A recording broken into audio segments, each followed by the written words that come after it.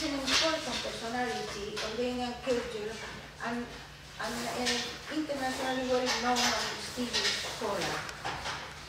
He is Professor Emeritus of the University of Varanasi, and besides his scientific publications in the field of Sanskrit language, literature and aesthetics, and in Sanskrit, the theatre and Bharatas Natya Shastra, he is also a prestigious writer. He is the recipient of many awards from the most prestigious Indian cultural and political institutions.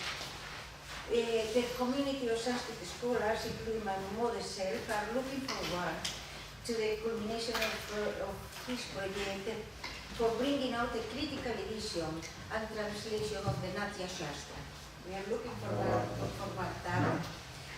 In the preliminaries of this roundtable, we have asked him to speak about Sanskrit theatre, one of the topics of his work, and he has taken the oblivion. So we have another session about this important feature of Indian culture. And we are accompanied by two Spanish scholars who can make apportations, interesting apportations about this topic. One of them, Dr. Guillermo, he is the director of the Casa de la India. He's doctor in contemporary Sanskrit literature, or modern Sanskrit literature. Not Sanskrit, contemporary Indian literature, so. For the University of Kerala and from the University of Valladolid.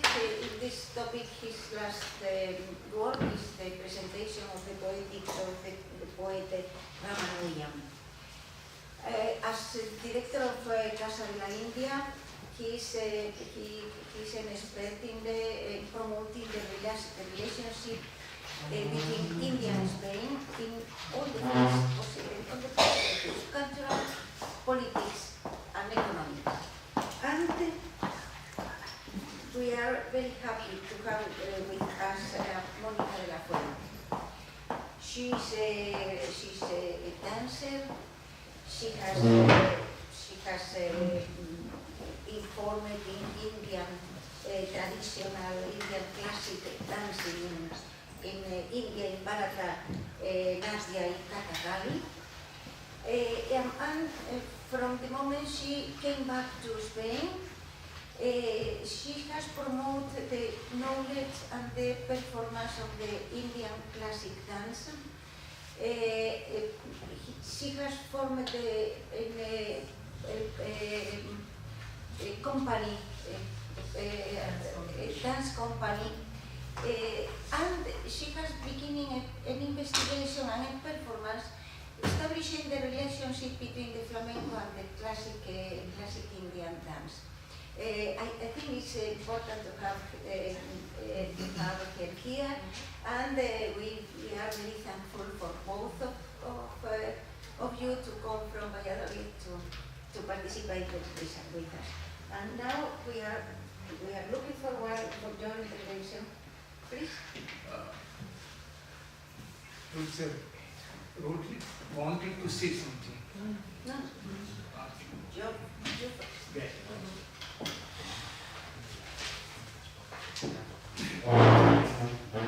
I'm at ease. Yeah. Professor Guillermo Mendoza, fellow scholars, theatremen, and friends. It is my privilege that I have been given an opportunity to share my experiences of theatre, especially Sanskrit drama and traditional Indian theatre, with the learned professor and all the friends interested in Sanskrit drama and Indian tradition as whole. What happens? The movement of search of Sanskrit theatre and traditional Indian theatre starts in contemporary time as a search of the identity of Indian art forms. With the strengthening of the colonial rule in India and with the emergence of the industrial sort of activities in mid-18th century, naturally things start there, and Bombay Green was built exactly in 1750 in Bombay. It was an auditorium for the performance of Shakespearean tragedies to entertain the British Army. Now, with this, another section of the audience emerges in Bombay, that was the Indian middle class.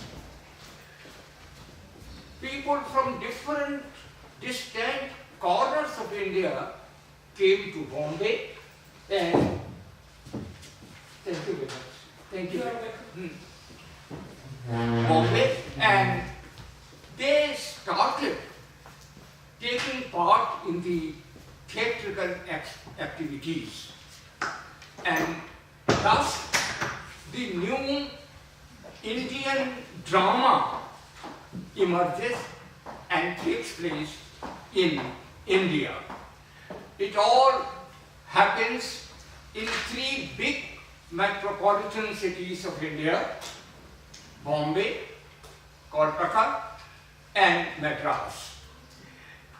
Everywhere now new Indian drama starts, the playwrights emerge, and by the beginning of the 19th century, in so many Indian languages, dramas being written.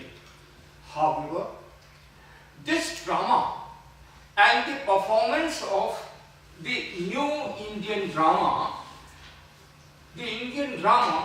in contemporary Indian languages was drifted away from the traditional Indian theatre.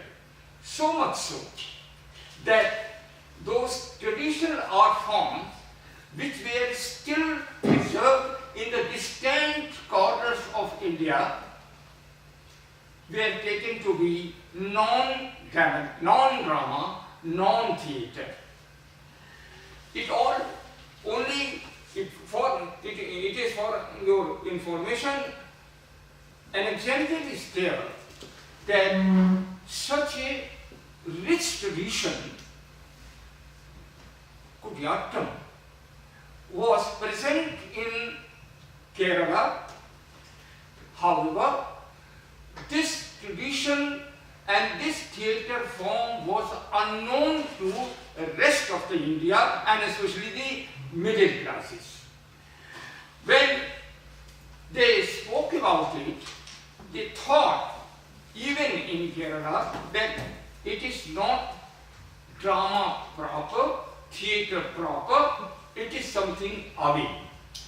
If such was the situation of Kudiyattam, then what will they say about different folk theatre forms, what we call the Loka Natya? This Loka Natya was completely altogether neglected, and then what happens with the Indian independence a movement gathers strength for the search of Indian identity, especially through dance forms, through Indian music, and through traditional Indian theatre, including Sanskrit theatre. Sanskrit theatre, in fact, Sanskrit theatre is the root of the entire visual art forms, and especially the Sanskrit drama gave all the inspiration for that. So, friends, such great artists like Rukmini Devi Arundevi, she established Kalakshetram in Chennai. Other such great exponents of the different art forms were there. In the meantime, so many such art forms like Odissi, like Kathak, like the Bharatanatyam, they gained the strength, and then so many new art forms will attain the status of the classical form. Very recently, a folk tradition has been raised to the Shastra tradition, that is the tradition from the Assam. So this is how this movement is not simply movement of art, it is deeply rooted in the search of the Indian identity. In literature, such an impact was there that traditional Indian poetry was not recognized even in India as poetry. Such was the influence in the visual painting, art forms like paintings. They were drifted away, and in other art forms also. But in the realm of, in the domain of the dance forms, and in the domains of the traditional folk forms, and in the realm of the music, that Guru Shishya Parampara was intact, it was strengthened, and in post-independence era, the three academies were established: the Academy of Letters, Academy of Dance, Drama and Music, and the third was the Academy of the Arts, Lalita Kala Academy. And the fourth, a National School of Drama emerges by the 60s of the 20th century. So this is the story of Sanskrit theatre in 20th century, which is not simply a traditional theatre, it is deeply rooted in the sense of the identity. Friends, sometimes it is being stated that it was some highly nationalistic view of the some persons, to the extent terming it as chauvinistic. But I assure you, it is not anything like that. It is neither. Even if it is nationalistic, what is wrong in that? Even if it is a little nationalistic strength is there, what is wrong there? But it is not political. It is the artistic, aesthetic side of the India. And I do Sanskrit theatre, Sanskrit drama and Indian theatre with this perspective. Yesterday, much has been stated about Sanskrit drama. Our colleague, Doctor, has already explained. She mentioned the first known playwright, Bhasa, yesterday. She mentioned Kalidas also, the greatest playwright of India. I don't claim, I don't know how the world literature views Kalidasa, but we maintain that Kalidas is the greatest poet of India and possibly one of the greatest of the world. Then it is not simply that this tradition was very, very old. Panini in 5th century BC refers to the Natasutras prior to Bharata.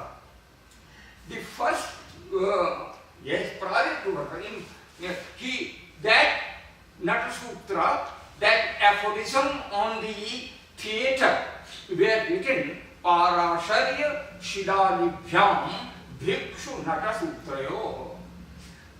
Shidali is the another Acharya and Parasharya is the Acharya. They are credited with two sutras, Bhikshu Sutra and Natasutra. So, Indian ancient texts are handed down orally. They have been handed down orally and therefore a style was developed. It was known as sutra, aphoristic writing, very brief, very precise and very easy to memorize. Thus, they memorized it and transmitted it to the future generation. In that course, so many disciplines emerged between 8th century BC to 2nd century BC. So many disciplines are there. Yesterday we have already talked about. I am not going to repeat that. So that tradition was present. It was further strengthened and it appears in the form of Natya Shastra, which is a compendium on drama and theatre both. Yesterday it has been pointed out that how Bharata, possibly we may place in between 2nd century BC to 2nd century AD, not later than that. Not later. By no means Bharata can be placed later than 2nd century AD. Anyway, this is the compendium, full compendium on theatre. I mentioned yesterday that Greece is credited with the poetics and Greek is credited with that text on the tragedy, which is in fact theoretical, whereas Bharata's Natya Shastra gives both the aspects, develops and synthesizes both the aspects, that is called drama. Drama is the text and theatre is the prayoga. Prayoga is the practice of the drama. So practice of the drama in such a vivid, way that it is astonishing to go through a text of 6,000 verses. So this Bharata appears in 2nd century BC or maybe 2nd century AD. I do not go after that. This drama is distinct from the other tradition. I value this city for you are very near to Greece. Very few civilizations and very few cultures in world are credited with the emergence of the drama, theatre form. And here, on the one hand, ancient Greece is there, and on the other hand, there is Indian drama, Indian theatre form. These are two parallel forms. I was involved with the Sanskrit theatre when I was hardly 11 or 12. I was an actor. I was the performing member of a team. I knew not any other tradition of the theatre. However, when I was 21 or 22, I happened to see the well-known tragedy Oedipus Rex. Oedipus Rex transformed him. As you know, such a powerful work which transforms the human mind. The powerful tradition which we have already seen, I got a new taste of the theatre. A friend of mine asked, have you got anything parallel to this in your tradition? I was silent, spellbound.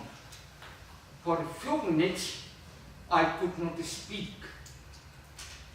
Again he reminded me, tell me, is there anything such powerful in your tradition? Then I told him softly, yes, there is. He asked me, which is that text? And then I stated, Adityanam Shakuntalam, the recognition of Shakuntala. If there is a tradition of the tormentation of the human psyche, if you speak about the tumult of the life, if you speak about the tragic experience of the life, and that too which rises to the highest form of tragedy, then there is Greece, ancient Greece. Sophocles is there. And if you are interested in the tender aspects of the human life, the most tender creation of the world, then I told him, you have to go to Kalidasa, Bhasa. He is Bhasa, he is Kalidasa. Friends, then he asked me, can you perform it? I told him, yes, I can make an attempt. I don't think that I can perform it. The condition is that Shakuntala must be searched first. Where is Shakuntala? Then after some time, Shakuntala was found, and Shakuntala was performed in that city of Allahabad, to which Professor Mishra belongs and I belong. So that is how this search for the drama, the purely Indian drama, takes place in the search of Abhigyana Shakuntalam and many more playwrights. It is futile to name and to add one after another. But in one sentence I can tell you that Sanskrit is one of the richest repertoire of the world, where you can have at least half a dozen playwrights of the highest order. Bhasa, Kalidasa, Vishakadatta, Bhavabhuti, Shudraka, Mahendra Vikram, Bodhayana. One after another. one should not have this idea that there is only one Kalidasa. There are many Kalidasas in Sanskrit, including Kalidasa who is ranked as the highest. Friend, what is Sanskrit drama? Sanskrit drama is called Natya. Natya is the form of the theatre which has been defined not in terms of mimesis. Sanskrit theatre is not meant to be interpreted in terms of mimesis. Mimesis is the result from Greek theatre form. It is defined as the re-narration of the emotive states. What does it mean? Re-narration of the emotive state? True. If you re-narrate something, you have to somehow imitate something. At that state, imitation is all right. But it is not simply an attempt to recreate an illusion of the reality. By imitating things, you simply recreate, you simply imitate the object of nature or dimensions of nature. This was the main the objection raised by the Greek scholars. So here it is not that way, imitation.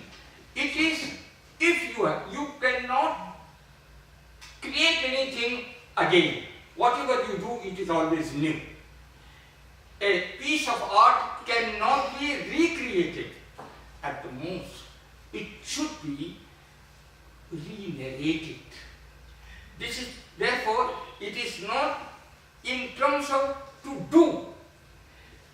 The definition says that drama is to narrate things, but narration of not the things, not the object, re-narration of the emotive state, bhava.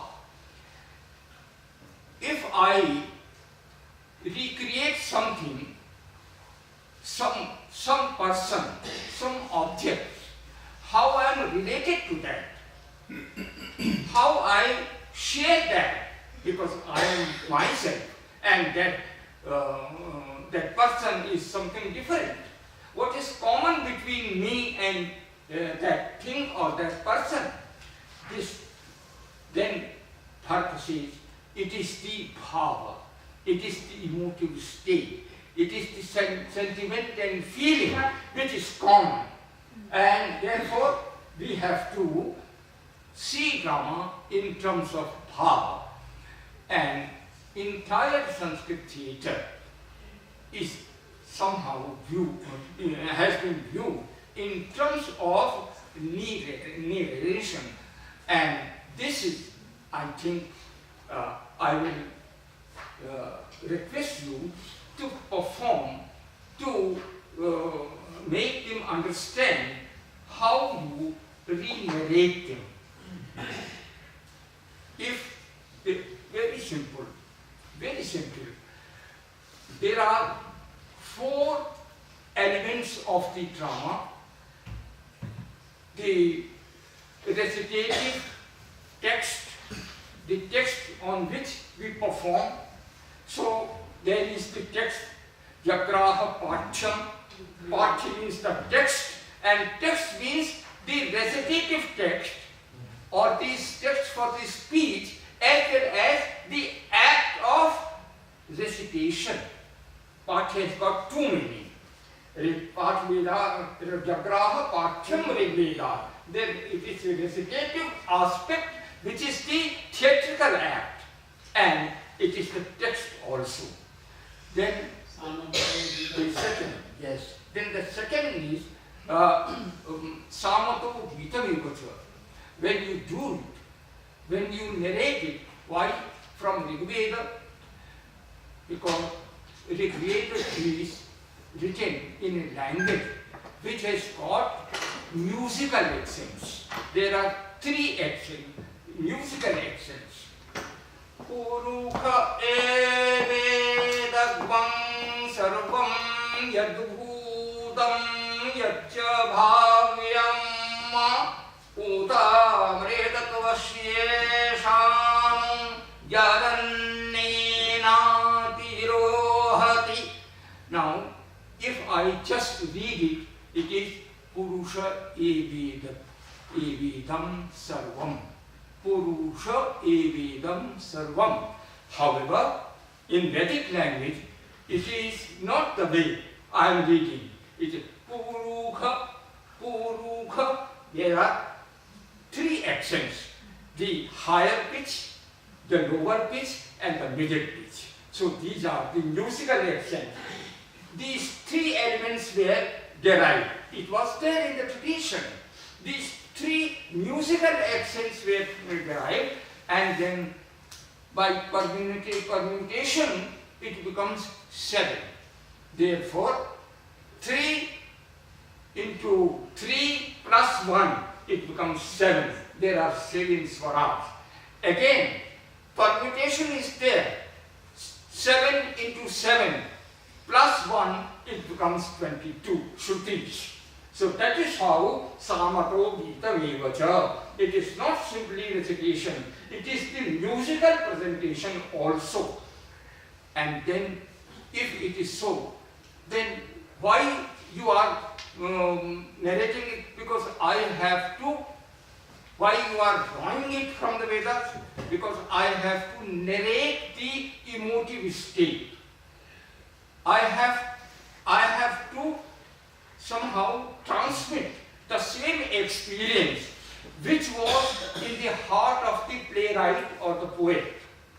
The poet is the origin, and as an actor, as a performer, I have to rekindle the same experience which is resting with you through my own voice, my own actions, and through my own, entire theatrical activity. This is the question. It is not simply acting. Acting is something different. It is abhinaya. Abhinaya means transmission of that emotive state, and it has got 4 dimensions. The speech dimension is there, the corporeal semiology is there. The corporeal semiology means there is full, complete language is there, and this language is the language of hastas, language of the entire the 6 limbs of our own expression, and the entire body. Therefore, Abhinaya has got 3 elements. Yeah. Well, I have to, I just conclude my statement. So this is Angika Vachika, that's action through Anga, action of that Kriya through the speech, and then Manas. One mind is behind that. That one Sattvika, Sattvam Mana. Sattva means Manas, mind. So through that, and then the 4th is Aharya, which I derive.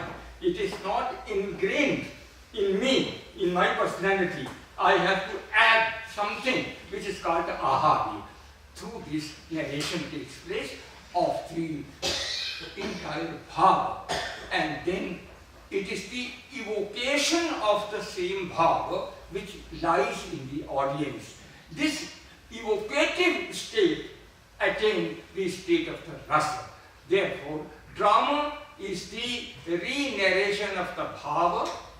Drama is to a certain extent the imitational activity, and it is not completely ruled out. It is there. But the third is, experientially, it is called rasa. This rasa is distinct, different from catharsis. It is not purgative. It is not an act of purgation. It is something different. And it is, in one word, it is called resting in our own consciousness. I am away from my own consciousness. And the act of, the function of drama is to lead me to that perfect consciousness, perfection of the total consciousness. This we do, abstractization of the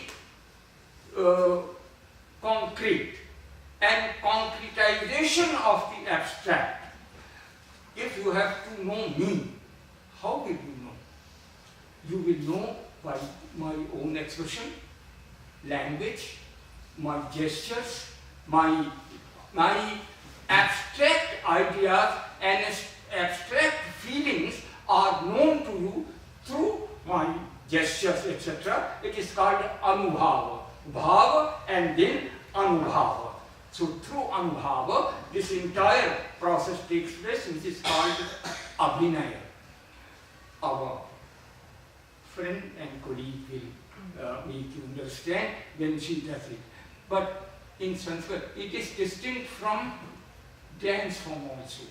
For in dance form, the text is sung by someone else, and it is only performed corporeally by the artist. But in drama, the speech takes place simultaneously, and it is performed together with the angika and vachika and sattvika. This is the distinction between the two. A complete codification of this language has been made in Natya Shastra, and this is the significance. This codification has been given not as a normative text. It has been just suggested by you, suggested by the Acharya. We learn it, and we also, with open eyes, observe the entire world. Therefore, there are three means of the knowing theatre. The one is tradition, the other is the entire life, which is spread before our eyes, and third is my own discretion as an artist. Loka vedaha tatha khyatmam pramanottare muchyati. So finally, you are the one, how you will perform. So therefore, you are the authority. The complete freedom lies with the artist himself. In this way, Sanskrit drama is not that proscenium theatre. It is not. I have stated that it has got 3 levels of time, 3 levels of space, and it has got a very distinct way of the performance. This performative history of the performance again goes back to thousands and thousands of years. There is no time. I could have given some idea of it. I could have performed also a little, but I will not do that. I invite my friend to perform on behalf of me and on behalf of her.